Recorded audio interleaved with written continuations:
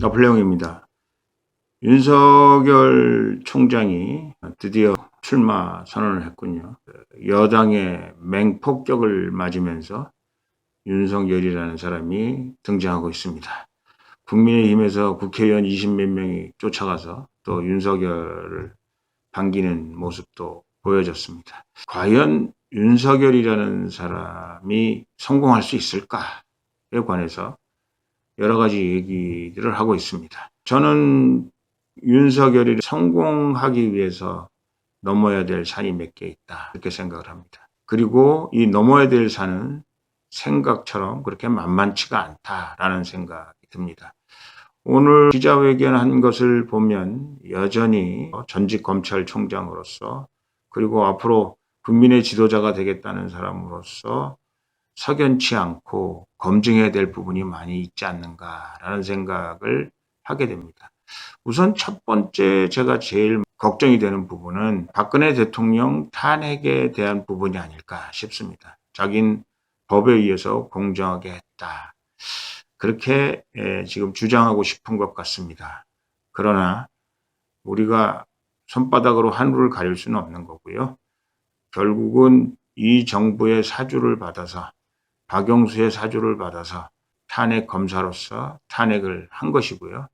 결국 그래서 중앙지검장이 된 것이고요. 공소유지를 하기 위해서 법에 의해서라기보단 결국은 자기 뒤에서 손봐주는 사람들을 입맛에 맞는 탄핵 수사를 한 거고요. 박근혜 대통령에게 말도 안 되는 형을 부용하고 저렇게 감옥에서 지금 5년째 고생하고 있습니다. 박근혜 대통령뿐만 아니라 이명박 대통령까지 없을 짓을 하고 있다, 그렇게 생각합니다.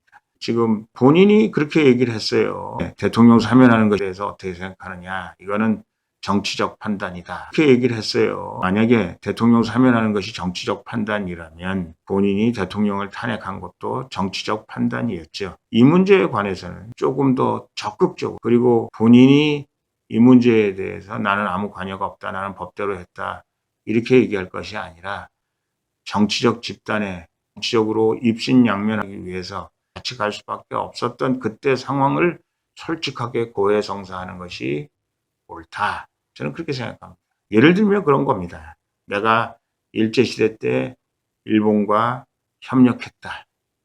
그러나 그때는 나라를 위해서 하는 것이라고 생각을 했는데 지금 생각해 보니까 참 국민들과 그리고 우리 대한민국 역사에 죄송했다. 좀 흰 탄핵의 문제, 이것이 이분이 넘어야 될 큰 허들이다, 그렇게 생각합니다. 두 번째는 엑스파일에 관한 문제인데요. 엑스파일 자기는 잘 모른다, 본 적이 없다, 계속 그렇게 얘기하고 있어요. 그러나 제가 보기에는 엑스파일의 문제는 좀 더 심각하게 생각해 봐야 될 필요가 있다, 그렇게 생각합니다. 왜냐하면 이 엑스파일의 문제는 실체가 있든 없든 대통령 후보는 무조건 건너야 되는 강이고요. 해명해야 되는 거고요. 이 엑스파일의 문제는 모른다, 여기에 대해서 일절 대꾸하지 않겠다, 이런 짜리 하나 먹은 적이 없다, 그렇다고 내가 우리 마누라를 버리라는 말이냐, 이런 식의 얘기로 해명될 수가 없는 것이다 라는 것입니다. 어떤 사람이 얘기를 했더군요. 별의 순간은 짧다, 또 별의 순간은 길다. 말하자면 국민의 검증이라는 것이 굉장히 심각하고 길다는 것이죠. 지금 윤석열 전 총장이 대통령이 돼야 된다는 얘기를 하는 사람만큼이나 대통령이 절대 돼서는 안 된다고 하는 사람들이 많이 있거든요.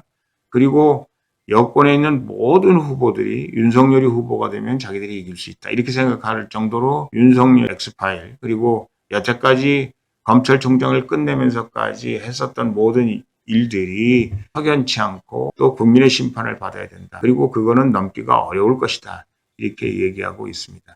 우리가 정치가 있을 때마다 마타도가 많아요.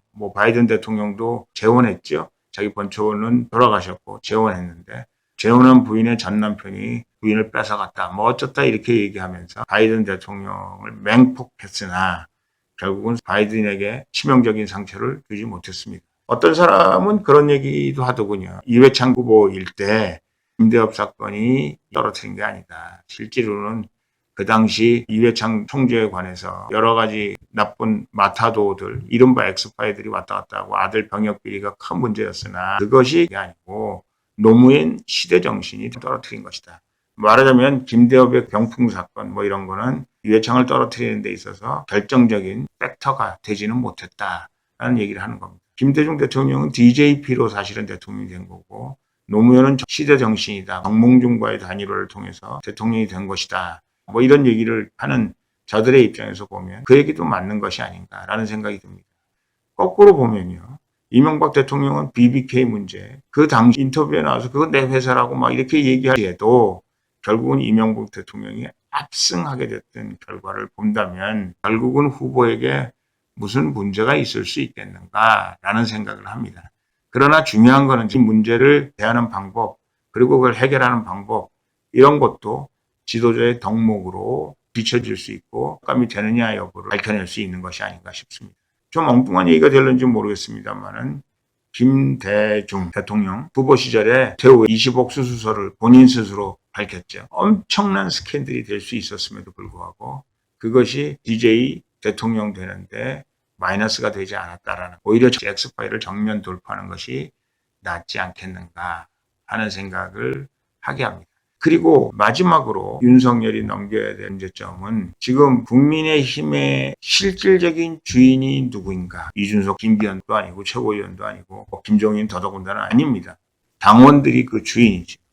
그런데 혹시 이준석이나 유승민이나 김무성이나 김종인이나 일부 편향된 사람들의 의견이 국민의힘의 의견이라고 그 착각하는 허들을 넘어가지 않으면 미래가 없습니다. 왜냐하면 여당에서는 윤석열이 태극기 부대 같은 무슨 보수 꼴통 이렇게 얘기했는데 실제로 윤석열이 보수의 정통에 있는 사람들의 생각을 잘 이해하고 그 사람들을 정치적 기반으로 삼아야 정치적 미래가 있다라는 말씀을 드리는 겁니다.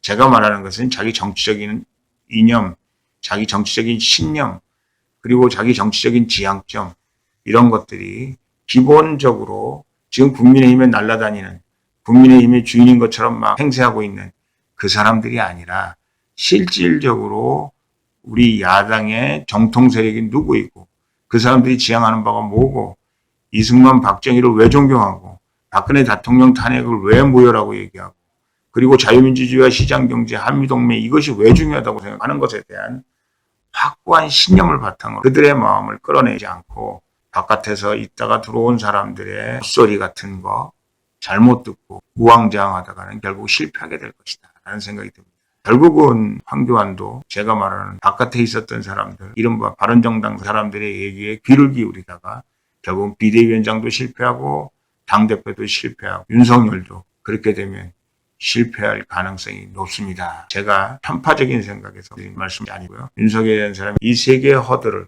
꼭 넘어갔으면 좋겠다 하는 말씀을 드립니다. 감사합니다.